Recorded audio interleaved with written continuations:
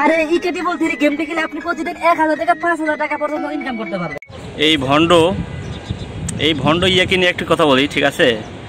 এই ভণ্ড কি করে, দাড়ি রাখছে, সুন্দর করে একটা দাড়ি রাখছে।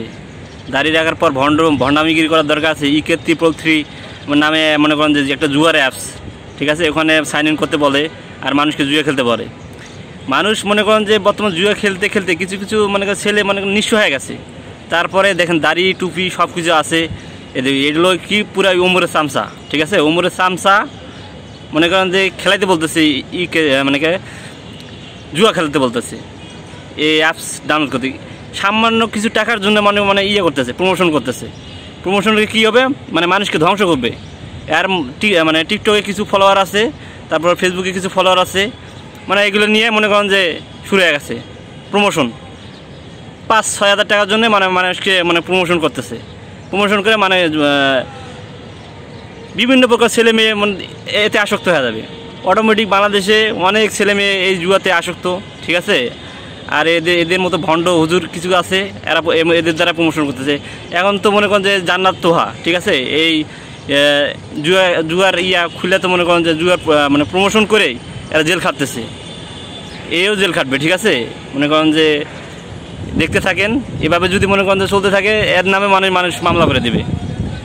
জুয়া খেলাতে মানুষকে কত দূরে নিয়ে যায়, আসলে যে জুয়া খেলছে, যে ধ্বংস হয়েছে সে বুঝে।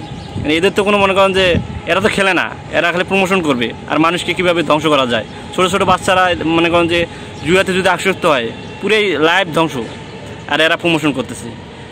এমনিতে তো দাড়ি টুপি সব রাখছে, কিন্তু মনে করেন যে ভণ্ডামি শুরু করে দিয়েছে।